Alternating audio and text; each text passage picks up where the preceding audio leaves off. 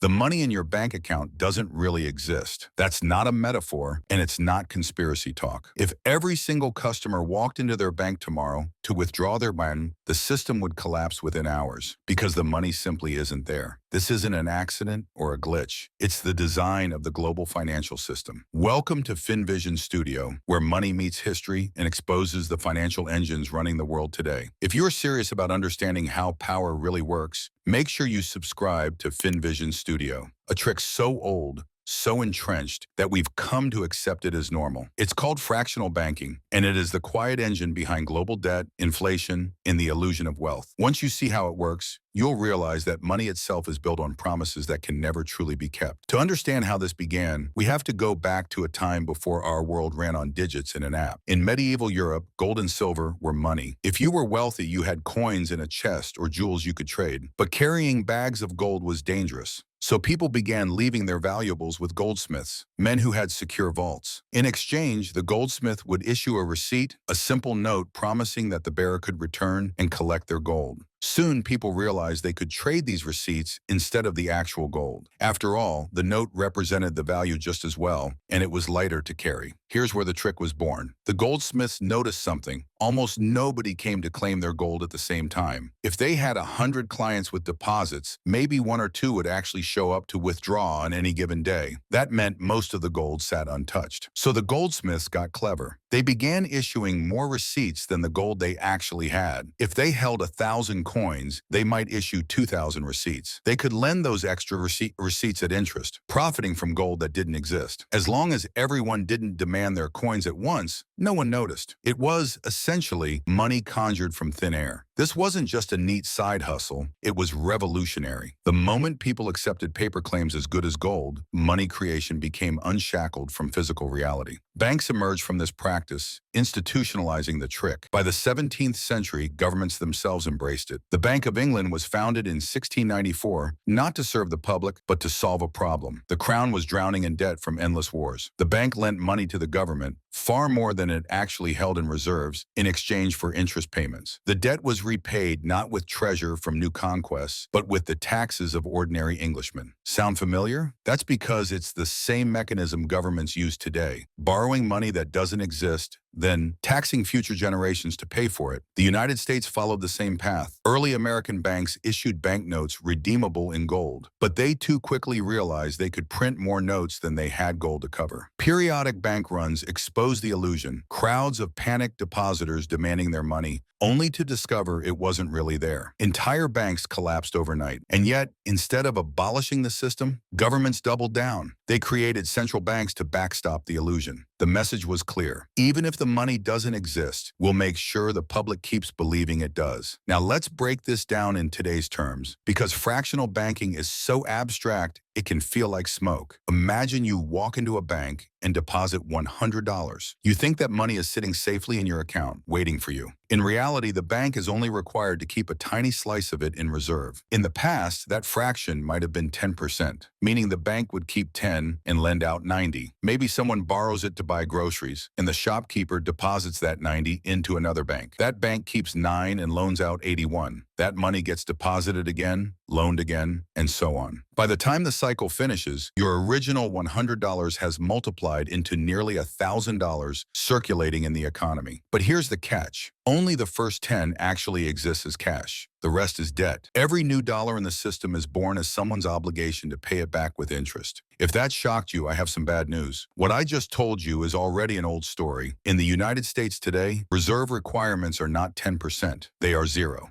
Since March 2020, the Federal Reserve has required banks to hold nothing, not a single dollar, against the deposits they take. That means the neat little multiplier doesn't actually control how banks lend anymore. So if banks don't need reserves, what stops them from lending infinity? The leash today isn't reserve requirements. It's capital and liquidity rules, set under a global framework known as Basel. The Basel rules were created after a series of crises, especially after 2008, by a group of central bankers and regulators who meet in Basel, Switzerland, Switzerland at the Bank for International Settlements, the so-called central bank of central banks. They aren't written by Congress or Parliament, but by unelected technocrats. Here's how it works. Banks must prove they have enough equity capital to absorb potential losses. The rules are complicated, but imagine this. If a bank wants to make a risky $100 loan, it may be required to hold $8 of its own money, shareholder equity, as a buffer. That's the real constraint. The more risky assets a bank takes on, the more capital it must hold. On top of that, banks must prove they have enough liquid assets to survive a short-term crisis, cash, government bonds, things they can sell quickly. These rules are supposed to stop banks from flying too close to the sun. But notice what changed. Banks don't lend from deposits anymore. They create loans first, which in turn create deposits. When you get a mortgage, the bank doesn't pull cash from a vault. It types new money into your account. That new money exists because you agreed to pay it back. Then the bank checks it after the fact whether it has enough capital to cover the risk. That's why in the modern system, more than 90% of the money in circulation is not central bank money, not cash or reserves, but bank money, created out of thin air the moment loans are issued. Think about that. When you see money in your checking account, it isn't the same kind of money the Federal Reserve prints. It's bank-created money, born as debt. That's why the money supply keeps expanding as long as banks find borrowers. And it's why every financial crisis is really a crisis of confidence. Because once borrowers can't pay, or once banks can't roll over debt, the whole system starts to unravel. This design creates three unavoidable consequences. First, inflation. Because banks keep multiplying the same dollars into more and more credit, the value of each dollar erodes. Prices rise not only because of supply and demand, but because the currency itself is diluted. Second, perpetual debt. Since money enters existence as a loan, there is always more debt in the system than there is money to repay it. Interest ensures that the balance sheet never closes. Someone, somewhere must always default, refinance, or borrow more. Third, concentration of power. Banks collect interest on money they never truly had. Governments tap this system to finance wars, welfare, and bailouts without raising taxes directly. And the wealthy, who own hard assets like real estate, stocks, and commodities, benefit as inflation pushes asset prices higher, while ordinary workers see their wages lose purchasing power. When this machine hiccups, the illusion cracks. Look at the Great Depression. In 1929, banks had loaned wildly beyond their reserves, fueling a stock market bubble. When panic hit, depositors rushed to withdraw, but the money wasn't there. Banks collapsed by the thousands. The same happened in 2008. Banks had multiplied credit through mortgage-backed securities, creating a housing bubble built on the same principle. More promises than reality. When defaults spread, the system nearly imploded. And once again, governments and central banks stepped in, pumping trillions into the system to keep the illusion alive. They bailed out the trick because without it, the modern economy cannot function. And this is where the global picture matters. In the US, reserves are gone. In Europe, the United Kingdom, Canada, and Australia, reserve requirements had already become symbolic or non-existent. They all rely on Basel rules now. Meanwhile, in emerging economies like China, India, and Brazil, reserve requirements still exist, often in the double digits, and are actively used to control lending growth. But even there, Basel capital rules sit on top, shaping how much risk banks can officially take. No matter where you live, the leash on money creation isn't deposits in a vault. It's regulations written in Basel, Switzerland. Here's the uncomfortable truth. The system cannot afford for you to be debt-free. If every household paid off their loans tomorrow, the money supply would collapse. Banks would have nothing to lend. Economies would grind to a halt. The illusion depends on your participation, your willingness to borrow, spend, and believe the digits in your account represent something real. You are both the fuel and the collateral. That's why history matters here. The same mechanism that medieval goldsmiths used to conjure profits has been scaled up into the foundation of modern finance, and the same dangers remain. Bank runs in the 19th century, the Great Depression in the 20th, the global financial crisis in the 21st, all reminders that when confidence cracks, the house of cards tumbles. Yet each time, the response is the same. Double down, patch the illusion, and move forward as if nothing happened. So what should you take from this? First, that money is not wealth. Real wealth is not digits on a screen. It is land, resources, skills, knowledge, in independence. It is assets that hold value when paper promises dissolve. Second, that debt is not neutral. It is the bloodstream of a system designed to favor lenders, governments, and asset holders at your expense. Third, that inflation is not an accident. It is baked into the design. Every year you are asked to run faster just to stay in the same place. Does this mean doom is inevitable? Not necessarily, but it does mean you must rethink your relationship with money. Saving cash in a bank account won't protect you. Blindly trusting the system won't free you. Building real wealth, things that survive outside the cycle of inflation and debt, is the only path to financial freedom. The lesson isn't paranoia,